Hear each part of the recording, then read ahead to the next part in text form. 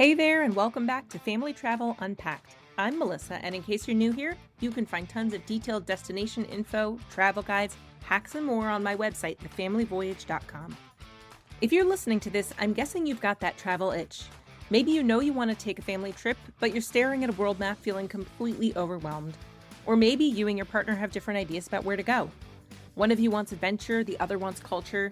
Meanwhile, the kids just want to know if there's a great pool. I get it, because choosing where to go might actually be the hardest part of family travel planning. Today, I'm going to walk you through exactly how we decide where to travel next. I'm talking about the framework we use to balance weather, budget, flight routes, school breaks, and what the kids actually want to do, because let's be honest, if they're miserable, nobody's having any fun. I'll share real examples from our own trips, and by the end of the episode, you'll have a practical system for choosing destinations that work for your whole family. So let's dive in. Okay, so here's where most people start. They see a gorgeous photo of Santorini on Instagram, where their friend just got back from an amazing trip to Japan, and they think, maybe that's where we should go next. Of course, I love dreaming big and getting inspired by other people, but that's actually the wrong place to start. Here's what we do instead, since I'm a pragmatist. We start with our constraints. The first one, time. Our kids are in middle school now, which means they can only miss 1 or maybe 2 days of school max. So we're working with scheduled breaks, Thanksgiving, winter break, spring break, summer, plus a couple of random long weekends throughout the year. Those are our windows, but here's the trick. Our school district publishes next year's calendar about a year in advance. I'm recording this episode in October of 2025, and I already know when spring break will be in 2027. That's huge for planning because it means we can book our flights and hotels 10 or 12 months out, which is exactly what we need to do to get the best availability for points and miles. Of course, our kids have lives beyond school, and these days they're more committed than ever to their activities. I applaud their dedication, but it also really limits our flexibility. Between soccer tournaments, school musicals, and sleepaway camp, it's a lot to navigate. Some families travel during off-peak times and pull their kids out of school. That hasn't been our choice since the kids were in elementary, but it might work for your family. And if the kids are much younger, especially preschool age, you'll have a lot more flexibility from the school side, and they aren't going to be as focused on their other activities. Back when our kids were in daycare and preschool, we always got away during random weeks of spring and fall. Those trips were amazing because the weather was perfect, the crowds were thin, and the prices were much less than we would have to pay now during those major school breaks. Like most families, we also have to keep work constraints in mind. While I work exclusively for myself, my husband has a 9-to-5 job that also has a lot of weekend responsibilities and even some weeks of summer when he really needs to be in town. We also have some religious holidays when we absolutely won't travel, and other periods when we have extended family commitments. The point is, know your timing constraints first before you decide where you're going to try to go. The second constraint is flight logistics. We live in Columbus, Ohio, and we basically have no direct international flights. So for international trips, sometimes we're driving to Detroit, Pittsburgh, Cleveland, or Cincinnati to catch a direct flight, or we have to connect somewhere within the United States. This matters because it affects where we can reasonably go. A trip that requires 2 connections and 20 hours of travel is going to be a much harder sell for our family than a trip with 1 connection and 10 or 15 hours of total travel time. There's an amazing tool called flightsfrom.com. You just enter your destination as the origin, look at the map, and it shows you which U.S. cities have direct flights there. This helps us figure out which airports within driving distance make the most sense, or if we'll definitely have to fly somewhere for a connection. Another reason it's really important to figure out your timing first is that those flight schedules don't stay the same year-round.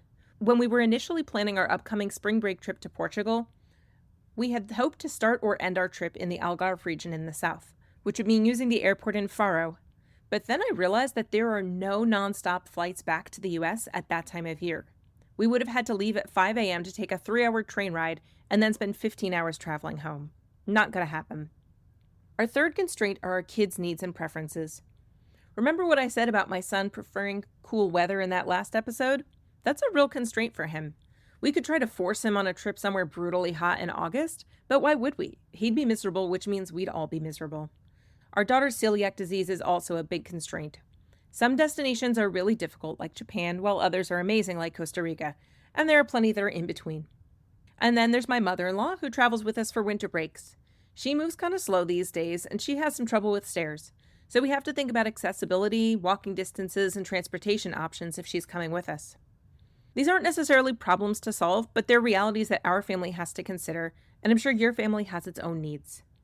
The fourth constraint for us is points and miles availability. This is really huge. We prioritize destinations where we can use points and miles to minimize our hard costs like flights and accommodations. That means we're often looking at places with good award availability, hotels that participate in programs we use, and flight routes where we know we can find award seats at reasonable rates. Notice I didn't say budget as a constraint, and that's intentional. For our family, we don't set a firm dollar amount for the budget up front. Instead, we focus on maximizing points and miles, which naturally keeps those out-of-pocket costs low. Obviously, it's going to be very different for each family. If you aren't big into food, you could always focus on destinations where the cash rates for accommodations are low. Then, if you have a Capital One Venture X credit card, you could book an apartment through the Capital One travel portal to apply the $300 credit that you get every year, for example. That's a great option if you're on a tight budget, especially since you can erase any remaining cost if you want.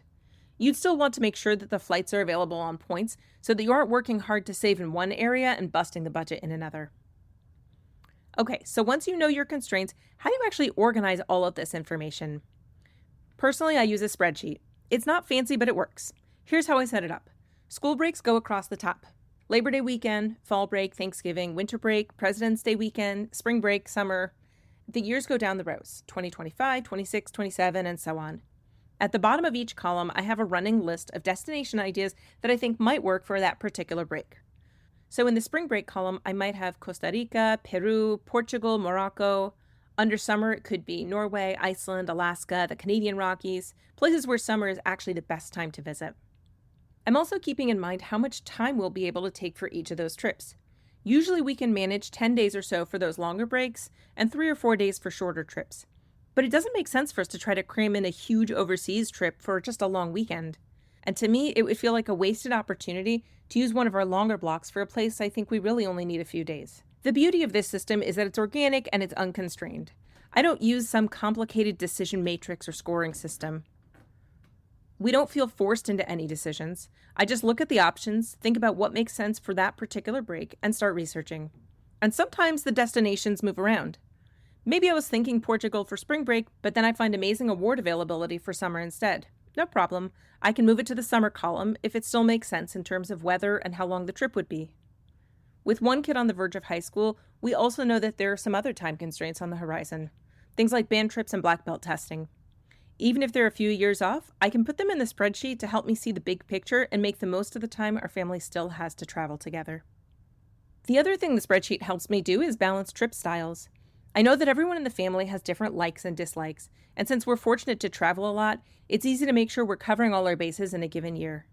I'll try to plan an outdoor adventure trip, something that's more focused on cultural experiences and some chill time when we can just recharge at the beach or in a pool. Okay, let's talk about weather because this is where some people make their biggest mistake. Here's the thing, almost every destination has an ideal time to visit, but that ideal time might not line up with your school breaks. We went to northern Italy in July, and a huge part of the draw was hiking in the Dolomites, which you can only do for a limited time every year. But the other parts of Italy we visited were hot, really hot. We knew that going in, so we planned around it by building in breaks to sit back and enjoy some gelato. Compare that to Costa Rica in March, which is the dry season. I'll be honest that it was a lot hotter than we would have liked.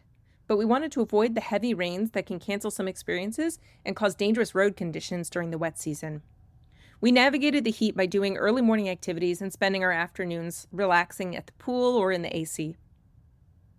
But here's an interesting counterpoint. Our friends went to Costa Rica in June, which is technically the rainy season. They said it rained for maybe an hour each day, and it was a lot cooler than our March trip. Plus, everything was much less crowded and cheaper. So sometimes the off-season is actually better depending on what you value and how flexible you're willing to be. The key is this. Research typical weather for your destination during your specific travel dates. Don't just Google the best time to visit. Look at the actual temperature ranges, rainfall patterns, and think about your family's tolerance levels. Be realistic. If somebody in your family hates the heat, don't book a desert trip in August thinking you'll just deal with it.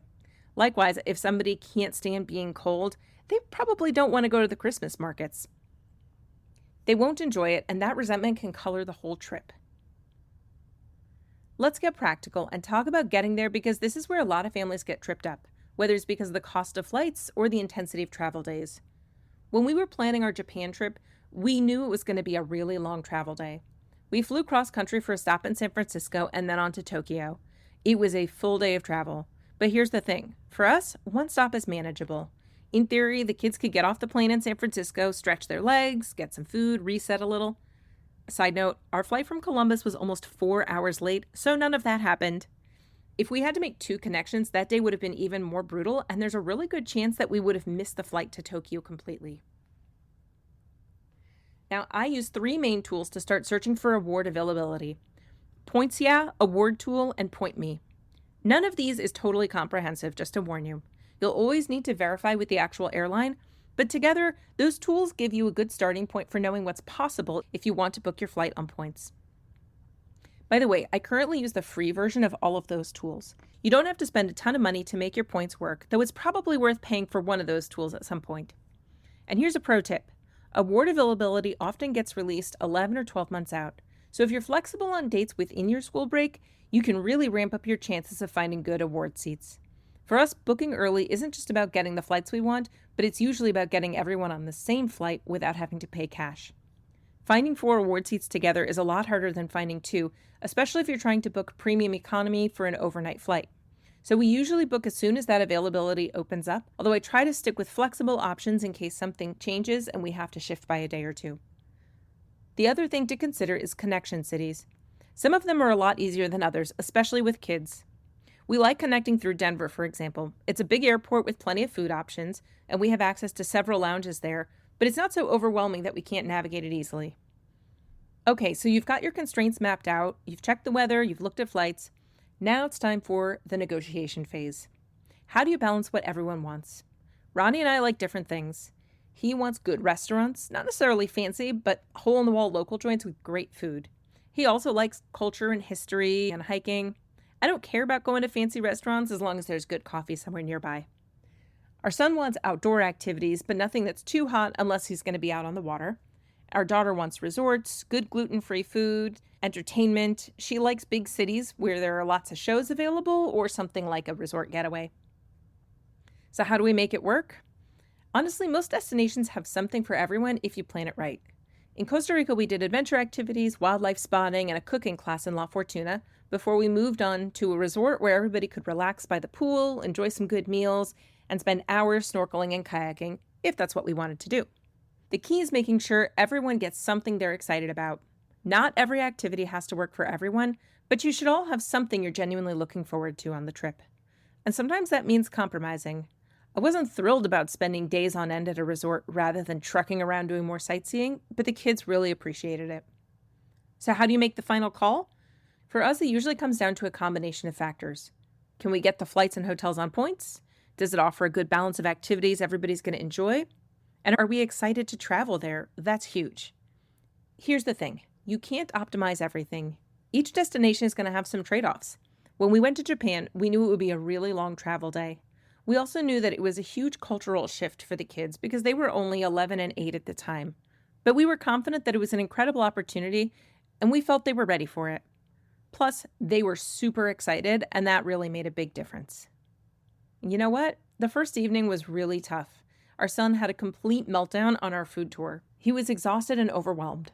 But by the next day, after we'd all gotten a good night's sleep, it was fine. He did great. My point is this. Don't wait for the perfect moment or the perfect destination.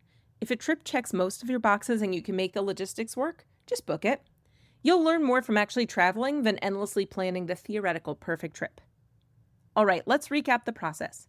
Start with your constraints: school breaks, flights, logistics, kids' needs, points availability. Then set up a simple spreadsheet to organize by timing. Do a weather reality check for your specific dates. Look at the flight routes and award availability plenty early. Balance everyone's interests as best you can and then just make a decision. Trust me, after you've done this a few times, it'll become almost automatic. You'll develop a sense for what works for your family and what doesn't. On the next episode, we're going to dive deep into Costa Rica with kids. What we did, where we stayed, and what we'd do differently. It was one of our favorite family destinations, and I'll give you all the details you need to plan your own trip.